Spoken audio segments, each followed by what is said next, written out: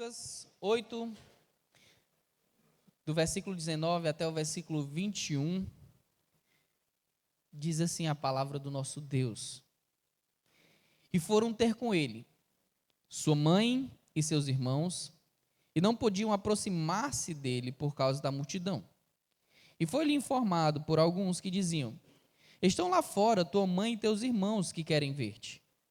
Mas, respondendo ele, disse-lhes: minha mãe e meus irmãos são aqueles que ouvem a palavra de Deus e as executam. Pai, clamamos a Ti, para que por meio do Teu Santo Espírito, nós possamos, ó Pai, estarmos concentrados na exposição da Tua palavra, para que nada que possa tirar o nosso foco venha a turbar a nossa mente e assim nos dispersar dos ensinos preciosos que temos aqui registrado para nós.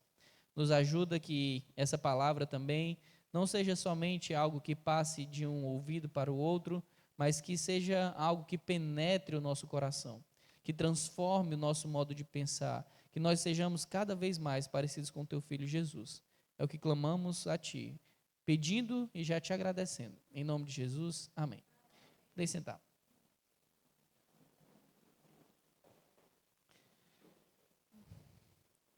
Quanto que a sua família é importante para você? À primeira vista, lendo esse texto aqui, talvez de modo displicente, sem entender quem é o personagem a que o texto se refere, você pode achar que esse personagem não amava a sua família. Mas hoje eu gostaria de levar você à reflexão duas coisas principais.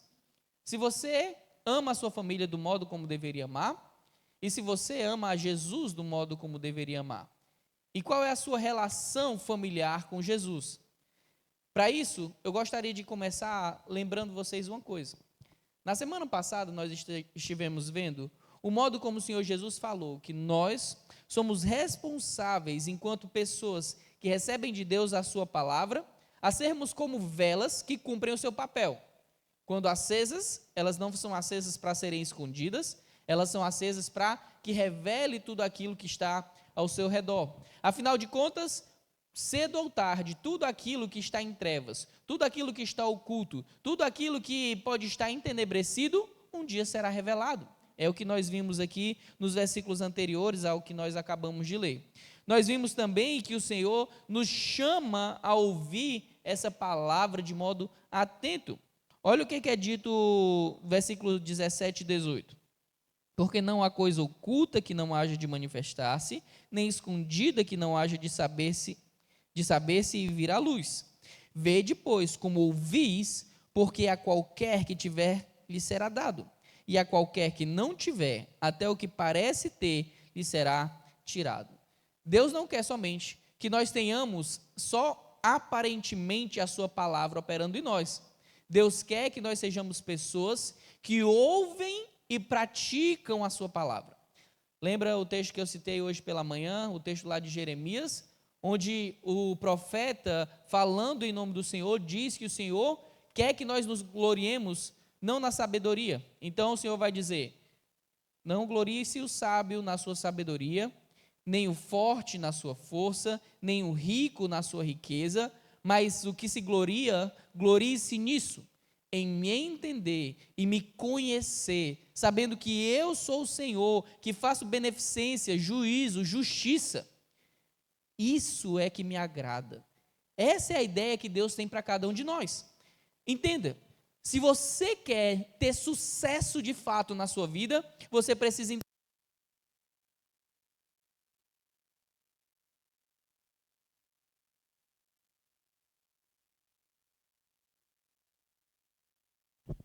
Alô, som. O sucesso que Deus estabelece para nós é diferente do sucesso que o mundo pensa que tem. De um modo geral, Jesus já sabia dessas verdades, e como nós vimos em algumas passagens aqui, e ainda veremos no decorrer da exposição aqui do Evangelho de Lucas, é sabido por todos nós, que os homens muitas vezes acham que a abundância dos bens, aquilo que se alcança em status sociais ou coisas do tipo, nos levam a verdadeiramente ter sucesso na vida. Mas acontece que por mais que você tenha muitos recursos, por mais que você tenha influência, Por mais que você seja uma pessoa que pode dizer A e ser feito exatamente o que você falou, se você não tiver a Cristo, se você não entender a palavra de Deus, se você não viver para Ele, de nada adiantará. De nada adiantará. Então Jesus quer que essas pessoas que estavam ao seu redor prestem atenção no que ele estava falando, para que elas não sejam essas pessoas que aparentemente tinham a palavra, mas de fato não tinham. Por isso ele diz aí no versículo 18, vede, pois, como ouvis, porque qualquer que tiver, lhe será dado ou acrescentado. A ideia aqui é, aqueles que verdadeiramente têm ao Senhor Jesus, que ouvem a sua palavra e a praticam, quanto mais eles se aprofundam, mais lhe é dado. Mas, a qualquer que não tiver, ou seja, quem não for crente de fato, quem não for verdadeiramente quebrantado pela palavra do Senhor, quem apenas aparenta ser, mas não o é, até o que parece ter, lhe será tirado. Até mesmo aquilo que você usa para parecer um crente, vai ser tirado de você, porque não passa de uma casca, porque não há nada encoberto que não venha a ser revelado. Então, no meio desse estudo que o Senhor Jesus está dando, no meio desses ensinamentos que ele está dando, alguém o interrompe e diz: olha, a tua mãe e os teus irmãos estão lá fora, eles querem falar contigo. Aqui eu queria levantar apenas uma hipótese, certo? O texto não nos diz qual é o motivo da busca dos parentes de Jesus naquele momento exato, mas nós podemos ter noção baseado em outras passagens onde os familiares e amigos de Jesus o procuraram. Então eu quero que vocês abram comigo lá em Marcos, no capítulo 3. Deixa marcado aí em Lucas, mas vamos para Marcos, no capítulo 3. Alô, som.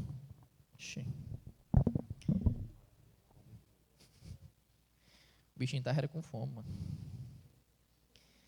Marcos 3, versículo 20 e 21.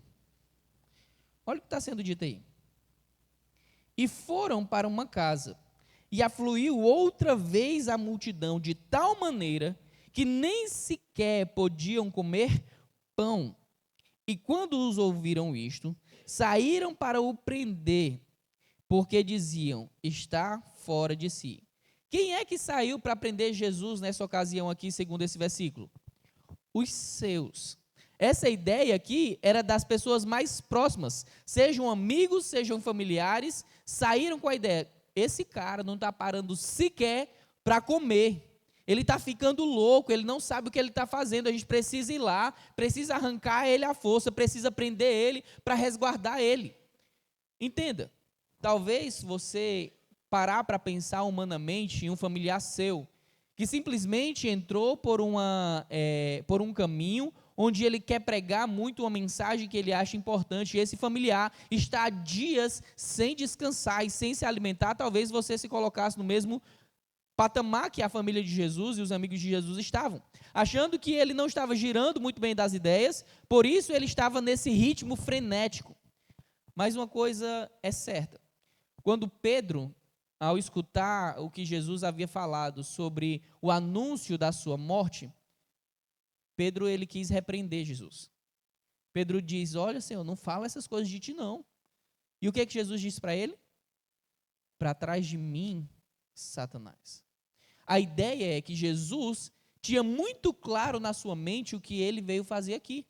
Por isso não havia tempo a perder. Irmãos, eu queria ter a mente adequada e santa do Senhor Jesus para viver como ele vivia. Porque um fato é, se nós soubéssemos que Jesus voltaria hoje à noite, será que o modo como nós vivemos, as horas do nosso dia hoje, teria sido da mesma maneira? Será que nós teríamos vivido a semana que passamos agora da mesma maneira? Será que nós não teríamos nos preparado de uma outra maneira para esse encontro? Jesus sabia exatamente o que lhe estava proposto. Portanto, ele não queria empecilhos. Ele não queria pessoas que o dissessem para não fazer aquilo que ele sabia que precisava fazer. Acontece que o que Cristo precisava fazer incluía sofrimento, fome, sono e, no final de tudo, espancamento e morte. E aí? Será que Jesus não estava ficando louco de fato? Não. Porque só existe loucura real quando não se tem uma ideia adequada do propósito da vida que vivemos. Entenda isso. Loucura para Deus é olhar para a nossa vida e tirar Deus da equação. Isso é loucura para o Senhor, é isso que a palavra de Deus diz. Todas as vezes que o homem olha para aquilo que ele constrói, para aquilo que ele pode fazer e diz assim, olha, agora eu posso descansar, agora eu posso usufruir de tudo que eu construí ao longo da minha vida, porque eu tenho um depósito gigantesco que vai me suprir por todos os dias da minha vida, Jesus vai dizer, louco, louco, hoje vão te pedir a tua alma e tudo isso que você preparou vai ficar para quem? Não adianta pensar a vida à parte do Senhor Deus. Não adianta achar que você vai ter sucesso na vida se não for um sucesso mediante o propósito que Deus estabeleceu para você. Entendam, irmãos. Deus nos chamou para vivermos coisas diferentes.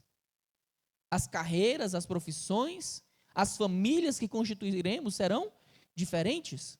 Mas o crente de verdade tem sempre em mente que independente de qual seja a profissão, independente de qual seja a igreja onde congrego, independente de qual seja a família que Deus me deu para ter, o propósito da minha vida como cristão é o mesmo: glorificar ao Deus que me deu a vida. Esse é o propósito de todo crente, porque dele, por ele e para ele são todas as coisas. Glória, pois, a Ele eternamente, amém. Esse é o propósito, isso é a base de tudo que nós vivemos. Mas nós temos dificuldades. Nós temos dificuldade de entendermos aquilo que é realmente eterno. Quantas são as pessoas que dizem assim, eu queria muito ser missionário, mas acontece que o meu sonho é fazer X, Y, Z. Eu queria muito ser pastor, mas meu sonho é alcançar X, Y e Z.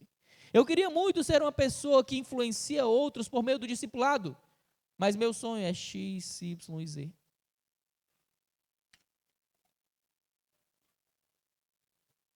Tudo aquilo que te impede de fazer o que Deus quer que você faça deve ser arrancado da sua vida.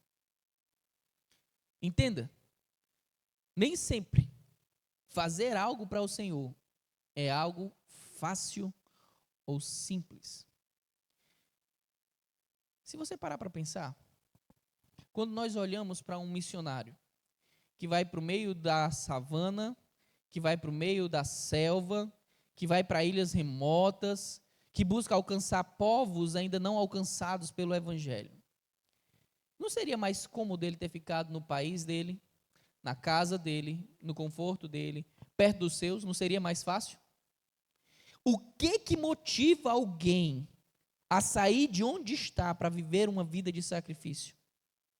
A compreensão de que aquilo que para os homens parece loucura, não é loucura quando eu faço com o propósito de glorificar a Deus. E é isso que acontecia. As pessoas que procuravam Jesus, até mesmo as pessoas que estavam mais próximas dele, muitas vezes achavam que o que Jesus estava fazendo era loucura. Ele não está cuidando bem de si mesmo, ele não está são. Mas Jesus estava tão somente cumprindo o propósito pelo qual o Senhor havia enviado ele a este mundo. Então, embora o texto de Lucas não nos diga qual era o motivo daquela procura em si, levando em consideração as passagens correlatas aqui que nós temos nos evangelhos e as outras vezes porque Jesus foi procurado, talvez essa teria sido a mesma motivação. Jesus está de novo cercado por grande multidão, de novo ele está sendo sobrecarregado com as curas e os muitos milagres que ele precisa operar, sanando as necessidades daquelas pessoas que o procuram. Então nós precisamos ajudá-lo a pensar corretamente, tendo em vista que ele não está pensando corretamente. Ele está pensando de modo equivocado. Então nós precisamos tomar uma medida para ajudá-lo a sair dessa ideia. E por que eu acho que provavelmente era dessa maneira? Eu acredito que provavelmente estava se repetindo aquilo que nós vimos lá em Marcos capítulo 3, porque o modo como Jesus fala me leva a crer dessa maneira. Jesus, então, diz aí no versículo 20: E foi-lhe informado por alguns que diziam: Está lá fora tua mãe e teus irmãos que querem ver-te. Antes de eu falar do porquê que eu acho que Jesus estava repreendendo aqueles que o procuravam para talvez impedi-lo de continuar a sua obra naquele momento, eu gostaria de fazer um parêntese aqui sobre uma coisa importante. Um dos ensinos da Igreja Católica é a perpétua virgindade de Maria. A ideia de que ela nasceu virgem e ela morreu virgem, e que ela também foi gerada sem pecado. E essa concepção, muitas vezes, levam pessoas a olhar para Maria, não como uma serva, como ela é, temente ao Senhor, uma mulher que voluntariamente se deu, sem temer ao que os outros iam pensar dela, para que Deus fizesse dela um instrumento para o seu propósito. Cumpra-se em mim a tua vontade, Senhor. Maria, uma mulher temente ao Senhor, ao ponto de, mesmo não estando ainda casada, estando noiva, decidiu aceitar que o Espírito Santo a cobrisse para que ela ficasse grávida, mesmo ela sabendo de todos os riscos, tanto de difamação quanto de morte que ela enfrentaria. Mas tudo isso porque ela temia ao Senhor. Mas, ao mesmo tempo, nós precisamos lembrar, Maria era uma pecadora como nós. E essa ideia de que ela não era pecadora é contra as Escrituras. Maria fala com relação ao Senhor Jesus: Senhor meu e Deus meu, Salvador, meu Senhor e Salvador. Para que Maria precisaria de salvação se ela não tivesse pecado? Ela não necessitaria. Então, não existe pecado nenhum, e é outra concepção errada, e que muitas vezes eles defendem o argumento de que Maria permaneceu virgem, acreditando que o fato de Maria perder a virgindade seria mais um pecado. Mas calma aí, Maria era casada, e o sexo foi feito por Deus para o casamento, e não teria pecado algum Maria ter relações com seu marido José e ter outros filhos. Mas em nome da defesa de uma doutrina errada, eles acabam criando outras. Então eu quero que vocês abram aí comigo, lá em João.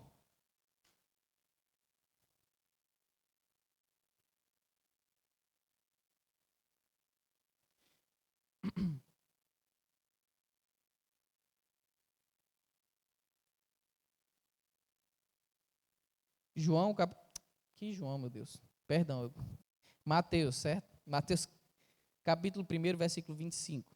Outro irmão abre em Lucas, capítulo 2, versículo 7.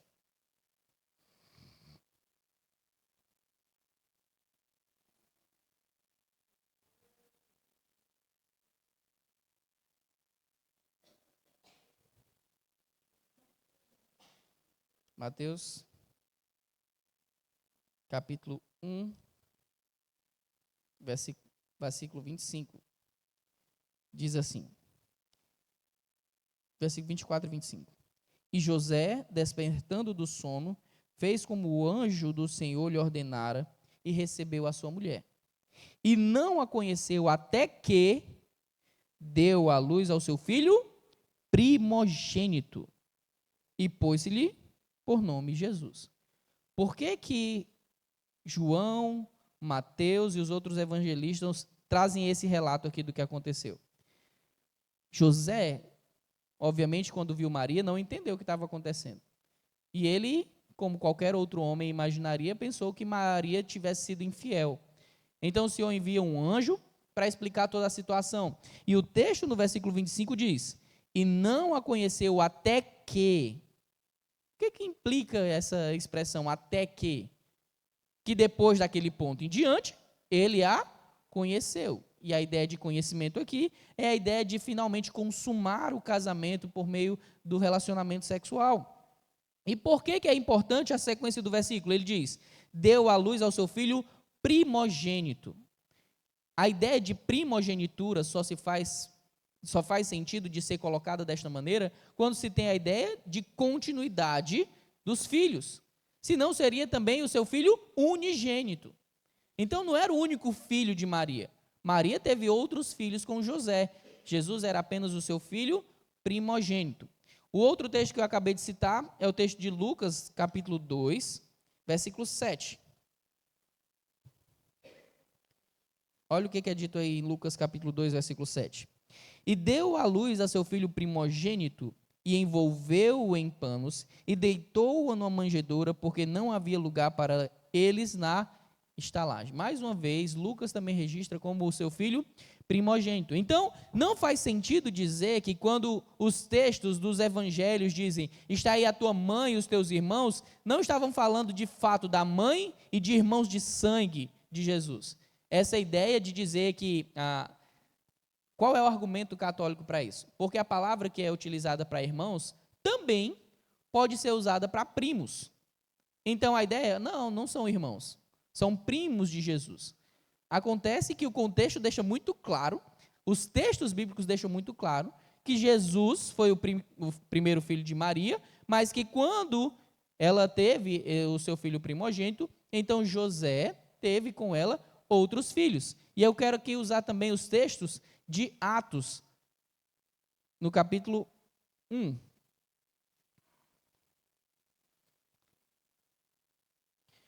Atos, capítulo 1, versículo 14.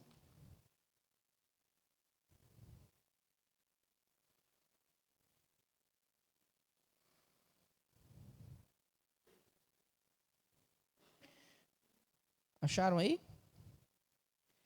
Todos estes perseveraram unanimemente em oração e súplica com as mulheres e Maria, mãe de Jesus, e com seus irmãos.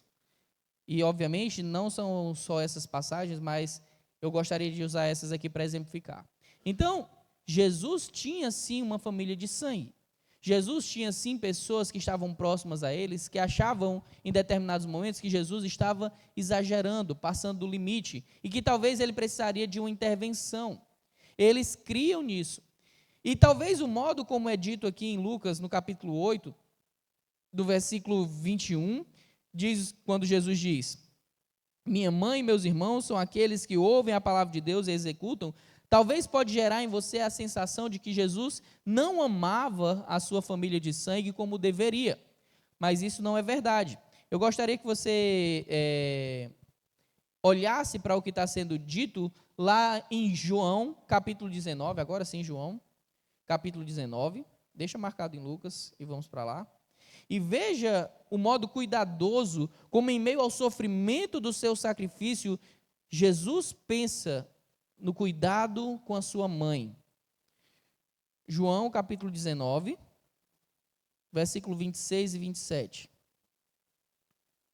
Ora, Jesus, vendo ali sua mãe, e que o discípulo a quem ele amava estava presente, disse à sua mãe, mulher, eis aí o teu filho. Depois disse ao discípulo, eis aí a tua mãe. E desde aquela hora, o discípulo a recebeu em sua casa. Então Jesus, mesmo em meio ao sofrimento e o tormento da morte por crucificação, que era uma morte terrível, de grande dor, ele olhando para sua mãe, ele teve compaixão e cuidado por ela.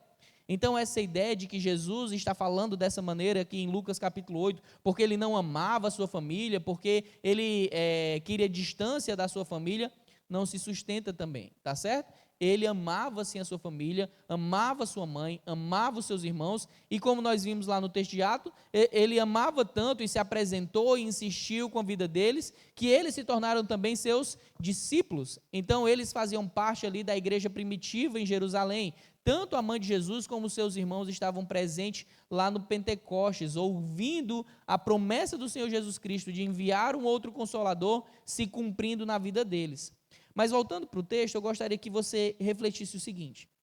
Jesus então estabelece aqui um parâmetro.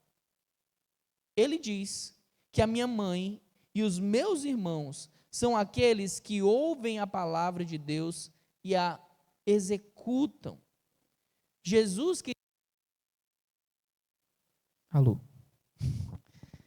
queria deixar claro que a sua família de sangue era importante, mas aqui a sua família espiritual era mais importante.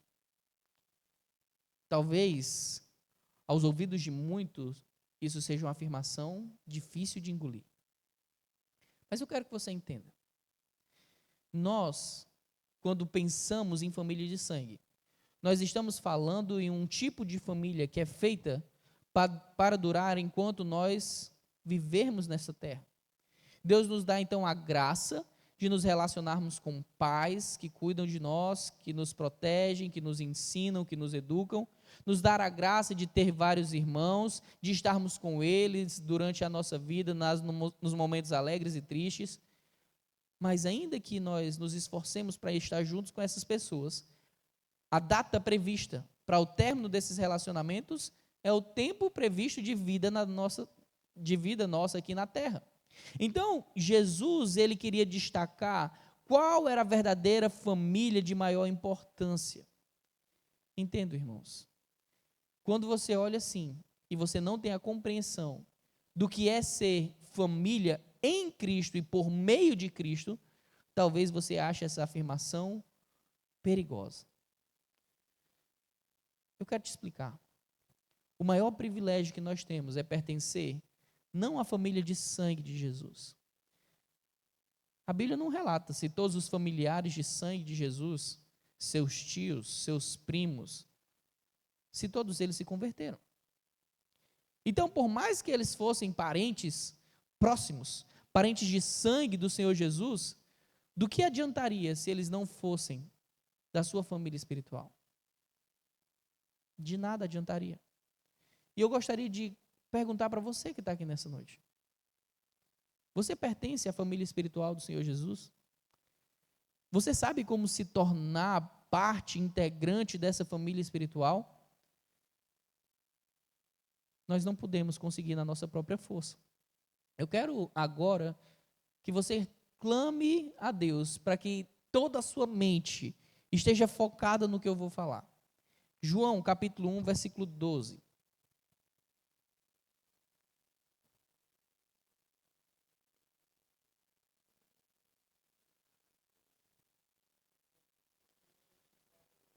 João, capítulo 1, versículos 12 e 13.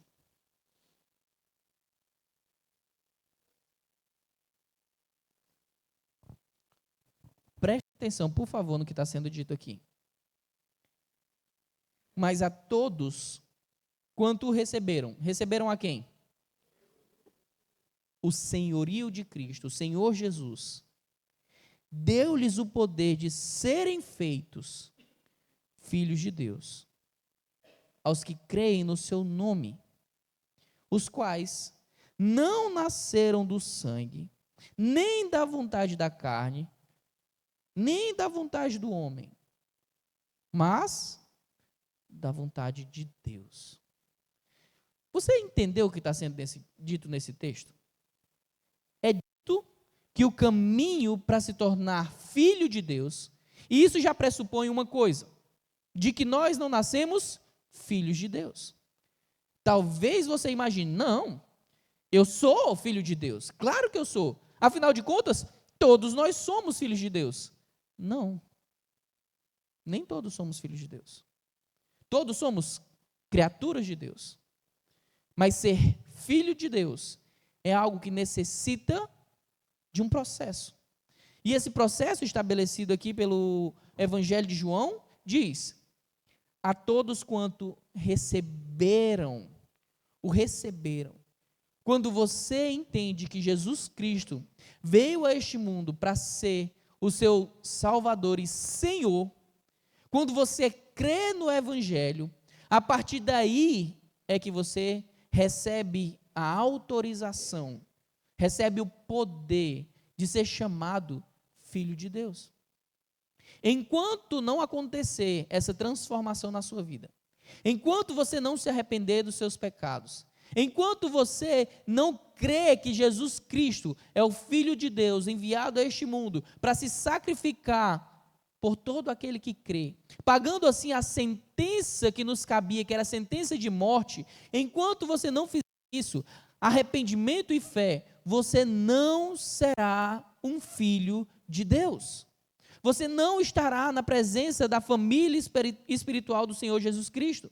E eu quero que isso fique claro na sua mente, porque talvez durante toda a sua vida você esteja se enganando, achando que você é filho de Deus, sem ser de fato filho de Deus.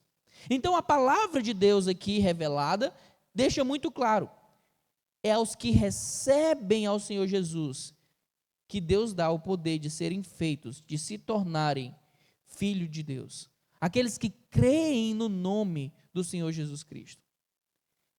E veja mais, no versículo 13, então, continua dizendo, essas pessoas que se tornam filhos de Deus, não nasceram de modo humano. Não foi por conta da descendência do sangue, não foi por conta da carne, não foi por conta do desejo humano que eles se tornaram partes da família de Deus. Eles se tornaram partes da família de Deus, baseados na vontade do próprio Deus de torná-los parte da família. Sabe por quê? O processo de recebimento na família do Senhor Deus não é por meio de mérito, nem por meio de sangue, mas por meio da escolha soberana de Deus em nos salvar. Pastor, então o senhor está dizendo que Deus é quem escolhe quem vai pertencer à sua família? Sim, Deus é quem escolhe quem vai pertencer à sua família. A Bíblia diz que esse processo é literalmente um processo de adoção. Quando nós olhamos para os processos, inclusive nós temos orado pelo pastor Júnior, que está enfrentando aí o processo de adoção. Se Deus quiser, vai ser finalizado e ele vai receber a guarda definitiva da Mariana. Quando nós olhamos para ele, ele decidiu receber aquela criança? Sim, ele decidiu. Ele escolheu passar por aquele processo. Ele disse, eu quero recebê-la como filha. E então, depois do processo feito, é dito que ela agora é filha dele. A Bíblia deixa claro que nós também nos tornamos filhos por esse processo que depende da vontade de Deus. Vamos lá para Efésios, capítulo 1.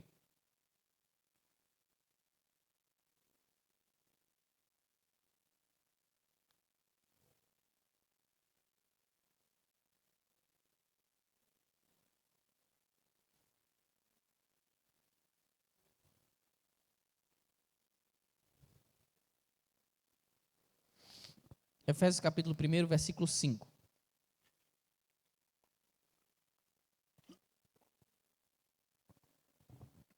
Olha o que é dito. E nos predestinou para filhos de adoção por Jesus Cristo, para si mesmo, segundo o beneplácito da sua vontade. Olha o que o texto bíblico diz com tremenda clareza. Deus nos predestinou para nos tornarmos filhos adotivos dele por meio de Jesus Cristo, mediante o quê? A gente ser um rostinho bonito e Jesus olhar, é tão lindinho que eu quero adotá-lo. Olhar para a gente e dizer assim, rapaz, vai ser um atleta fenomenal, vou adotá-lo. Olhar para o nosso futuro e dizer assim, vai ser um empresário incrível, vou adotá-lo. O único critério estabelecido por Deus para nos escolher soberanamente se chama vontade. Deus nos escolheu porque Ele quis nos escolher. Não é porque eu mereço, não é porque você merece, nós não somos melhores em nada do que qualquer outra pessoa que não tem o Senhor Jesus Cristo.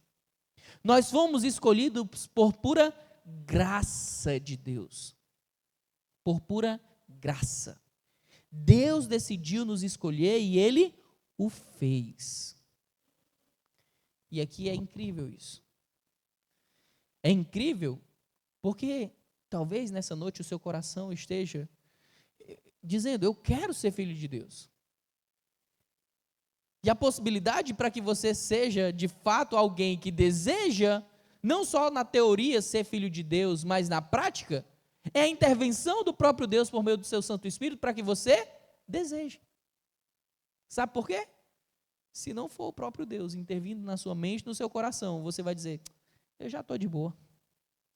já está tranquilo aqui, eu não preciso disso. Mas se você tem escutado as minhas palavras aqui, se você está escutando o que a palavra de Deus diz por meio da sua escritura, e o seu coração está clamando, você precisa de Cristo. Se você está querendo se entregar para Cristo para ter uma nova vida, ouça-o. Entregue a sua vida a Cristo. Não existe nenhuma decisão melhor do que essa que você poderá tomar. Nenhuma outra decisão na vida será melhor tomada do que a decisão de se render a Cristo. E aqui eu quero usar os termos e que vocês compreendam esses termos. Muitas vezes nós evangélicos fazemos com que o nosso linguajar soe comum, mas sem a compreensão adequada. Então, quando eu falo de rendição, eu quero que você lembre lá de um soldado na guerra levantando uma bandeirinha branca dizendo assim: aquele dali que está do outro lado tem toda a capacidade de me executar, de me matar, eu não tenho mais a possibilidade de me defender, a mim me resta somente uma alternativa: ou eu me rendo, ou eu morro. Essa é a compreensão que nós devemos ter. A palavra de Deus diz: porque todos pecaram e carecem da glória de Deus. Eu e você pecamos. Nós estamos destituídos da presença, da graça do nosso Deus. E aí? E a consequência para esse pecado que nós cometemos? A palavra de Deus diz: o salário do pecado é a morte.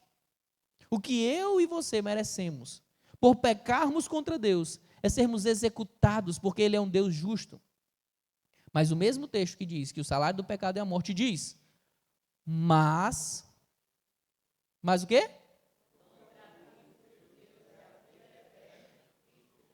O presente gratuito de Deus, o presente pelo qual você não paga, o presente que você não escolhe no sentido de forçar a Deus em lhe dar, este presente é a vida eterna em Cristo Jesus.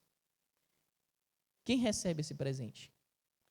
Todos aqueles que o próprio Deus escolheu e que, crendo que Deus o escolheu, dizem: eu me rendo, eu me entrego a Ti, a minha vida precisa ser tomada nas Tuas mãos. Você não tinha como escolher nascer no tempo de Jesus. Você não tinha como escolher nascer na família de sangue de Jesus.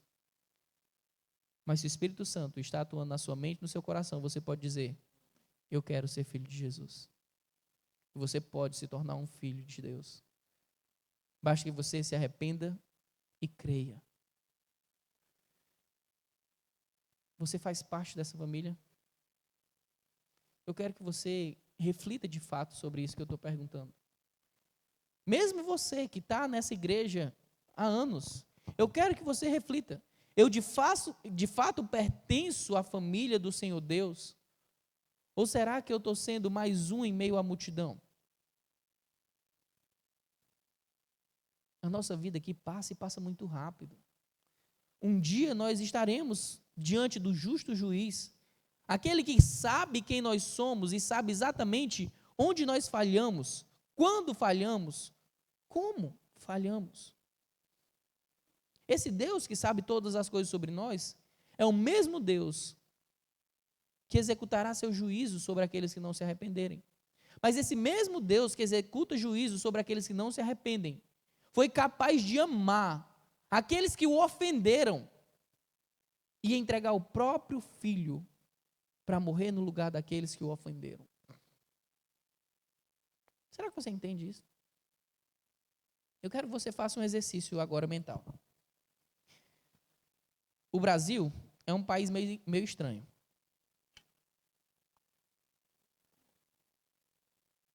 É completamente improvável, na maioria dos países do mundo, que um cidadão comum saiba o nome dos ministros da Suprema Corte. Mas aqui no nosso país, são quase uma celebridade os juízes da Suprema Corte, né?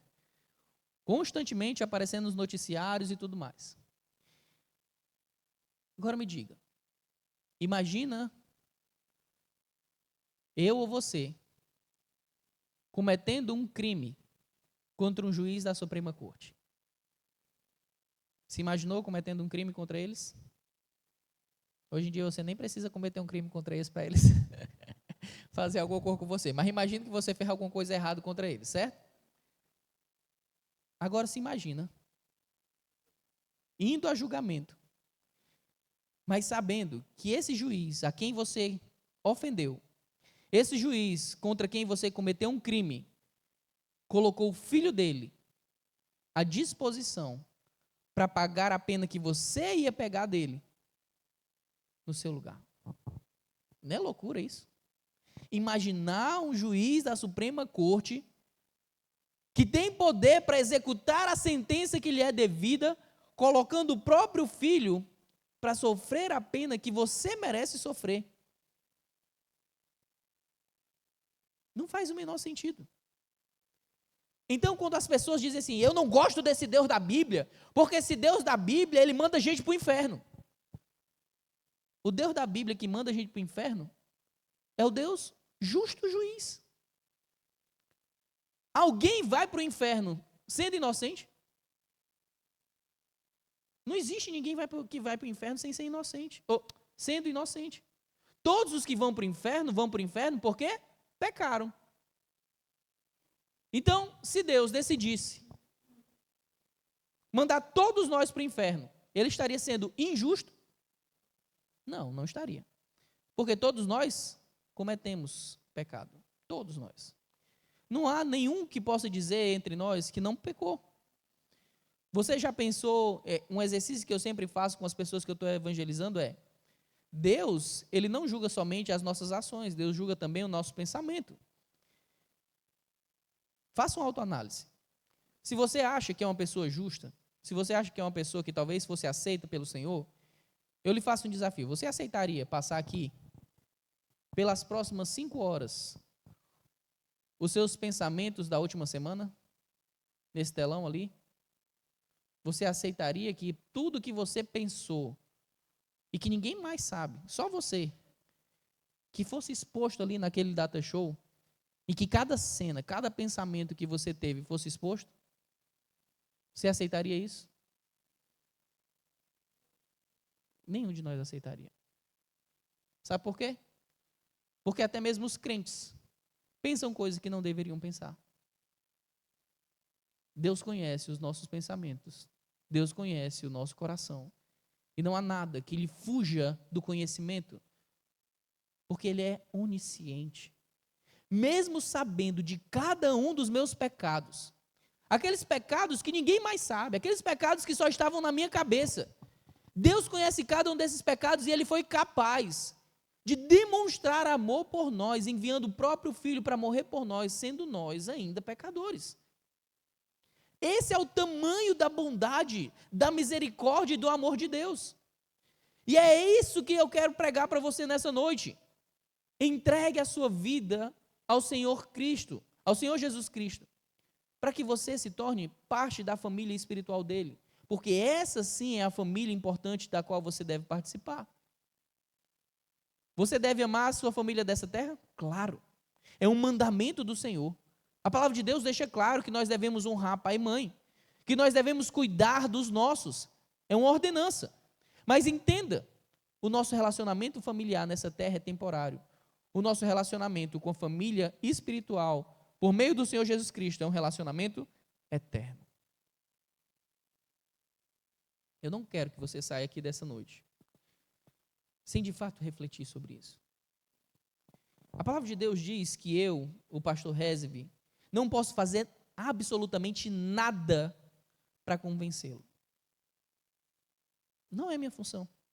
Minha função é ser somente um carteiro, um mensageiro, aquele que entrega o que a palavra de Deus diz. A função de convencimento do pecado, da justiça e do juízo procede do próprio Deus por meio do seu Santo Espírito. Mas agora eu quero falar para você que aqui nessa noite está ouvindo o Evangelho, que ainda não entregou sua vida a Cristo. As mesmas palavras que o Senhor Jesus falou para o apóstolo Paulo. Paulo, duro é para ti recalcitrar contra os aguilhões. E deixa eu explicar essa terminologia que é um tanto quanto estranha, né? O que era um aguilhão? Um aguilhão era uma lança que tinha uma ponta de ferro. usada para domar animais selvagens, especialmente touros selvagens e brabos. Então, todas as vezes que um touro selvagem estava sendo domado, ficavam ali o domador espetando aquele touro com um aguilhão. Recalcitrar é aquele movimento que o touro faz, cabeceando, pulando, se jogando para todo lado, dizendo: eu não quero ser dominado, eu não quero ser colocado em um local para me submeter à sua vontade. Já viram aqui algum vídeo de um rodeio? Lembra quando o cowboy senta ali em cima do touro, segura firme naquela corda? Aquele movimento que o touro faz é recalcitrar. Deus diz que os seus filhos, eleitos por Ele, que ainda não se dobraram, são como touros selvagens que continuam pulando e se espetando na vontade de Deus. E o que Jesus falou para Paulo é: deixa de ser besta, Paulo. Duro é para ti ficar pulando contra a ponta de ferro, essa ponta de ferro, dando murro em ponta de faca. Duro é para ti, Paulo. Deus te chama ao arrependimento. Se você está aqui nessa noite e entendeu que você é pecador, se você está aqui nessa noite e entendeu que ainda não faz parte da família de Deus e que você precisa crer em se entregar para que você se torne parte da família de Deus, eu quero incentivar você a fazer isso. Faça isso. Entregue a sua vida ao Senhor Jesus Cristo, porque essa vida passa e passa rápido, e não valerá a pena você viver uma vida de sucesso humanamente falando, se você fracassar no seu relacionamento com Deus. Não valerá a pena. Mas mais uma vez eu afirmo, eu sou apenas um homem incapaz de convencê-lo de que você precisa tomar essa decisão. A minha função é tão somente apresentar o que as Escrituras falam. Mas como o apóstolo Paulo também nos diz, nós somos como embaixadores que falam da parte de Deus, como se Deus estivesse falando por nosso intermédio, dizendo a todos os homens: arrependam-se, reconciliem-se com Deus. Não existe a categoria colega de Deus. Ou você é filho e amigo de Deus, ou você é inimigo de Deus. Para concluir essa mensagem, eu gostaria de levar você ao texto de João capítulo 3.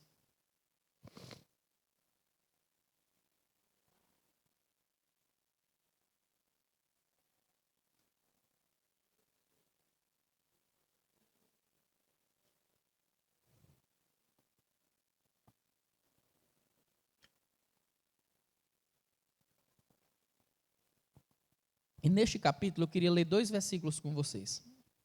João capítulo 3, no versículo 16 é dito: porque Deus amou o mundo de tal maneira que deu o seu Filho, o seu único Filho, para que todo aquele que nele crê não morra, não pereça, que é aquilo que nós merecemos, mas ao contrário disso, tenha a vida eterna.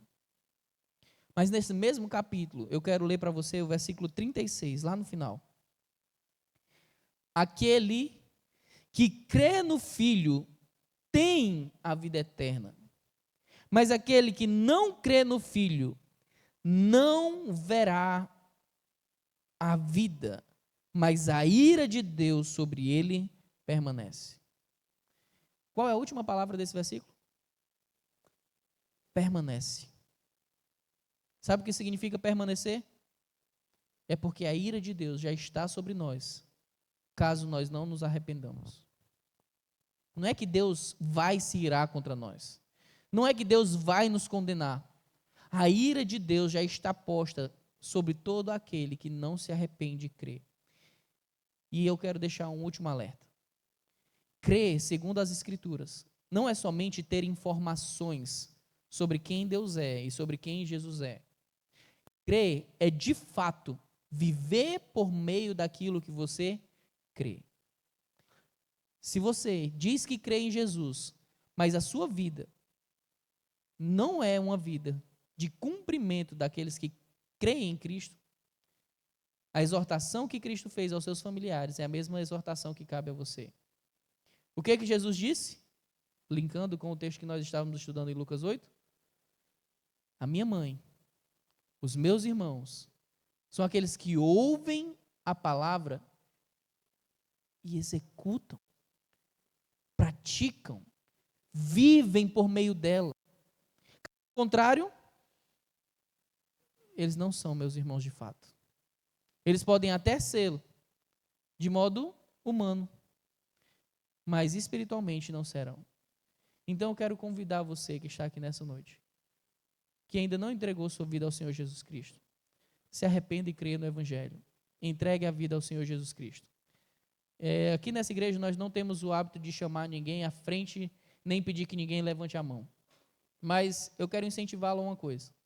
Se você compreendeu esta mensagem e entendeu que precisa ser salvo pelo Senhor Jesus Cristo, ao final desse culto, me procure, que eu terei prazer de lhe auxiliar na compreensão mais adequada de tudo aquilo que eu acabei de falar. Amém? Amém? Que privilégio nós temos de pertencermos à família de Deus.